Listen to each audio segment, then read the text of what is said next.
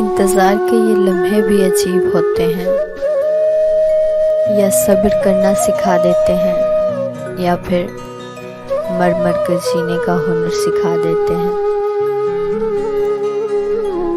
ये मोहब्बतें दो तरफा होती भी हैं क्या? मैंने तो जहाँ भी देखा एक ही शख्स को रोते, सिसकते, बिलखते, मिन्नतें करते, तड़पते देखा है। पता है, जब दिल दुखता है ना, चेहरे की रंगत खुद ही बदल जाती है।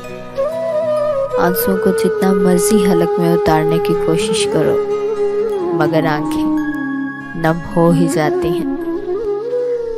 हंसने की जितनी मर्जी कोशिश कर लो, दिल में जो ठेस उठती है ना, उससे तकलीफ तो होती है। खुशी मेरी कांच जैसी थी, न जाने कितनों को चुभ गई।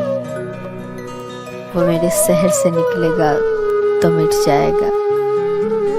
मैंने तावीज़े इश्क निगाहों से पिलाए हैं। मुश्किल वक्त में दिलासा देने वाला कोई अजनबी भी हो तो दिल में उतर जाता है, और इस वक्त में किनारा कर लेने वाला कोई अपना ही क्यों ना हो, वो दिल से उतर जाता है।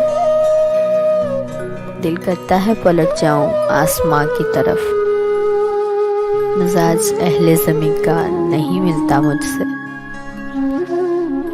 आजकल दिल तोड़कर लोग खुदा की मर्जी बताते हैं।